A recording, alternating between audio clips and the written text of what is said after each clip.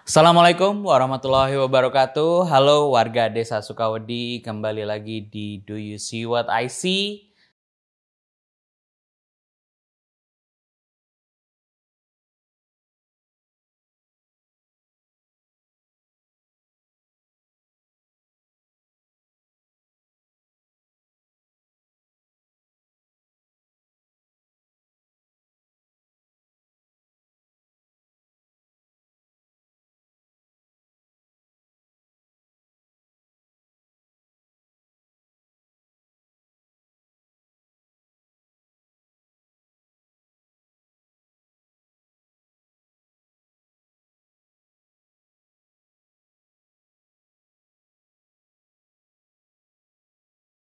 Kali ini saya nggak akan ngobrol sama kontributor, tapi saya akan menceritakan kembali sebuah cerita yang dikirimkan oleh Mas Tris yang masuk ke redaksi podcast.ceritahoror@gmail.com.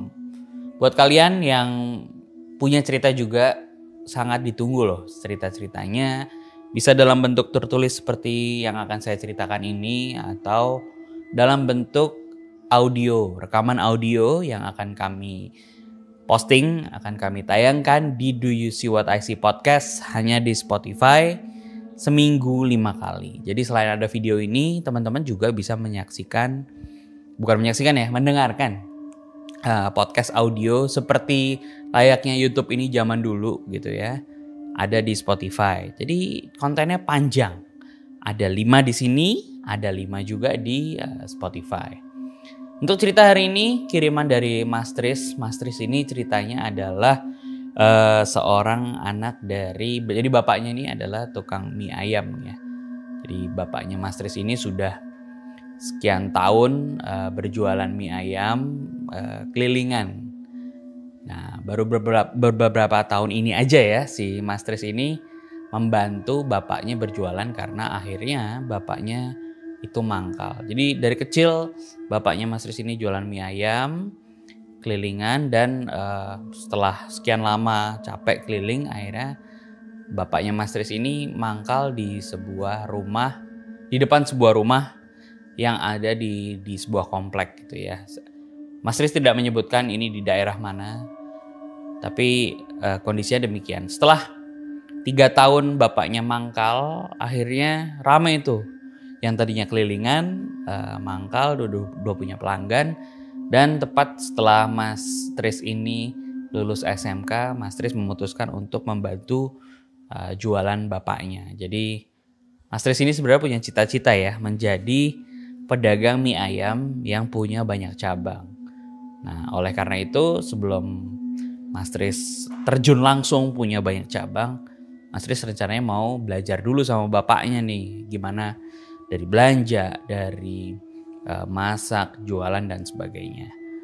Dan setelah 3 tahun mangkal, ternyata ada berita buruk katanya. Yaitu di tempat si bapaknya ini mangkal, rumahnya ini mau direnovasi ceritanya gitu. Nah, karena mau direnovasi, mau nggak mau mereka kebingungan nih, wah pindah kemana lagi gitu kan. Nah, setelah keliling-keliling muter nyari tempat, ternyata di komplek itu, di komplek di mana Mas Tris dan keluarganya, ada bapaknya dan ibunya juga yang jualan, itu akhirnya menemukan sebuah tempat di samping komplek katanya gitu ya. Gak jauh dari tempat si bapaknya Mas Tris ini mangkal. Ya lumayan lah katanya, supaya si pelanggan-pelanggan lamanya yang biasanya makan pulang kantor, yang mampir-mampir melewati depan komplek ini juga nggak hilang gitu ya katanya.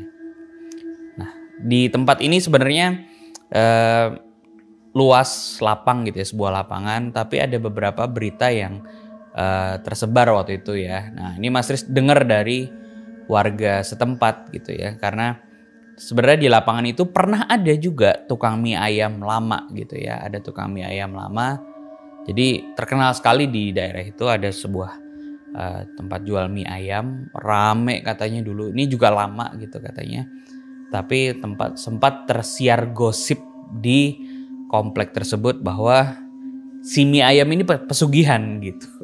Di tempat yang memang wah ini tempatnya yang mau ditempati si Mas Tris ini. Nah itu kan berita lama ya. Si Mas Tris ingat sebelumnya dulu kayaknya waktu zaman dia sekolah dulu juga pernah makan di situ beberapa kali sama teman-temannya. Dan menurut si Mas Tris ini dia juga bilang ke bapaknya dulu sebenarnya enak-enak aja kok gitu ya, nggak ada, bahkan dia nggak pernah kepikiran ya pesugihan itu ada gitu ya. Dan itu sempat rame karena katanya, ini kan katanya warga sekitar gitu ya, waktu itu ada si pelanggan ini entah pelanggan dari mana ya, apa dari komplek itu atau dari luar gitu ya, makan di situ dan ketika itu sempat histeris karena melihat sosok yang entah bagaimana gitu ya, itu ada di dekat gerobaknya gitu, dan itu histeris, gempar sampai ya digosipin lah gitu ya, mungkin inilah bahaya hoax gitu, bahaya berita bohong, sampai si tukang mie ayam ini sempat tutup gitu ya, bahkan sampai tutup, entah pindah kemana atau gimana, tapi yang jelas waktu itu jualan tapi sepi, akhirnya mungkin memutuskan untuk pindah dari sana. Nah singkat cerita akhirnya si Mas Tris ini dengan bapaknya dan ibunya memutuskan untuk udahlah pindah ke sana karena tempat yang itu memang dia jualan di depan rumah si orang yang dia tempatin itu memang mau direnov, jadi nggak boleh jualan di situ lagi katanya.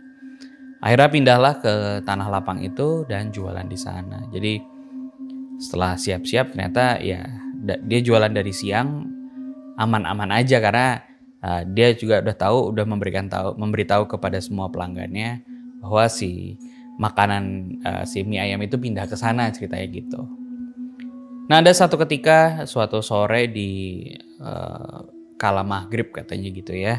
Jadi ini ceritanya Mas Tris, dia menceritakan waktu itu lagi ada tamu waktu azan maghrib. Ketika bapaknya melayani, Mas Tris bikin minum dan ibunya juga lagi mempersiapkan yang lain. Tiba-tiba bapaknya ini teriak gitu ya, teriak kenceng banget. Sampai jadi penutup tempat masaknya itu. Jadi kan mie-nya dimasukin ke dalam apa istilahnya dandang gitu ya. Ketika masukin ke dandang, lagi masak mie-nya, masak sayurnya. Pas lagi nutup, terus mau dibuka lagi, bapaknya tuh teriak sekencang-kencangnya sampai si piringnya yang lagi mau ngelayanin itu, yang lagi mau dibikin itu tumpah gitu ya, berantakan. Nah langsung lah ditolongin, si Mas Tris ini nolongin bapaknya ceritanya gitu. Dan si pelanggan ini juga kaget kan, kenapa gitu. Terus bapaknya bilang, wes nggak apa-apa gitu, panas katanya, kena panas gitu. Oh ya udah, akhirnya diberesin dan dilayani. Terus setelah itu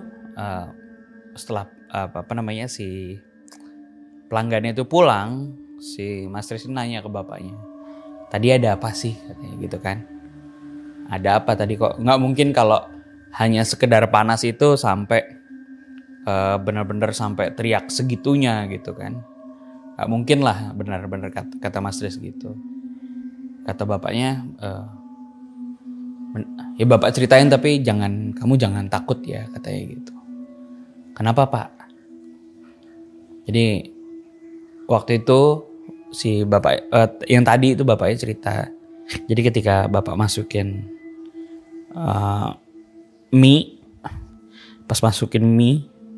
masukin sayur, terus bapak tutup gitu kan, ditutup. Nah si bapak ini lihat ada perempuan di seberang jalan lah, di seberang gerobaknya lah.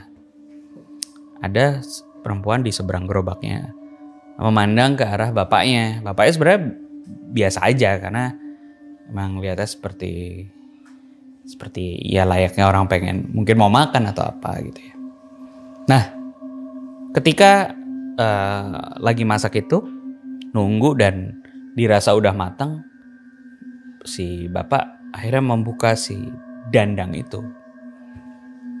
Tapi ketika bapak itu membuka dandang, si perempuan yang dia lihat di seberang gerobak itu tiba-tiba lari gitu ya, lari ke arah si bapaknya itu, tepat di atas si panci yang tempat masak mie-nya itu, dan tiba-tiba kayak menjulurkan kepalanya tuh setengah badan itu, si perempuan ini menjulurkan kepalanya, lidahnya keluar, katanya liur yang menetes-netes dan ya rambutnya ke depan gitu ya. Bapaknya langsung kaget setengah mati gitu ya. Kelihatan tuh ada lidahnya, ada kayak semacam liur yang menjulur gitu ya. Bapaknya kaget. Wah, si Mas Tris juga ikut kaget lah di situ ya. Ya kepikiran macem-macem lah istilahnya ya. Apa berita-berita yang dia dengarkan dulu itu benar semacam itu. Nah, sampai di situ Mas Tris cukup kaget dan ya itu kayak berpikir keras lah istilahnya. Kenapa? Ya, apa mungkin karena maghrib gitu ya. Jadi akhirnya katanya di cerita yang dikirimkan oleh Mas Tris ini, sekarang Mas Tris dan bapaknya dan ibunya ketika terutama pada saat azan maghrib itu tutup sampai baru buka lagi setelah waktu Isya gitu ya. Jadi justru pas maghrib ini tutup, mereka sholat di masjid terdekat dan nggak pernah buka lagi di waktu-waktu sholat gitu. Ya bagus, ada hikmahnya ternyata ya dari ceritanya Mas Tris ini. Tapi ya bayangin kalau misalnya teman-teman lagi jajan di kala itu terus ada kayak gitu, kira-kira ngapain ya si perempuan itu kayak gitu? Apa pesugihan itu konsepnya kayak gitu? Ya itu tadi sebuah cerita yang mungkin horornya segini, tapi kalau saya ngebayangin ceritanya yang dikirimkan dari Mas Tris ini cukup trauma. Kalau saya mengalami sih saya bakal masalahnya itu lari terus nggak bisa ngebayangin deh. Ya mudah-mudahan nggak terjadi lagi ya Mas Tris. Terima kasih ceritanya yang sudah dikirimkan ke podcast.ceritahoror@gmail.com. Sekali lagi kalau teman-teman punya cerita, please bagikan dalam bentuk apapun. Bisa dalam bentuk tertulis, bisa dalam bentuk rekaman audio, atau sewaktu-waktu kalau teman-teman berkenan, saya akan undang teman-teman untuk rekaman dalam bentuk Zoom call atau WhatsApp, video call atau apapun deh. Biar bisa ketemu langsung, bahkan nanti kalau kondisi juga sudah memungkinkan ya, dan timnya juga sudah ada. Karena selama ini saya hanya rekaman di rumah dan memakai kamera yang saya operasikan sendiri.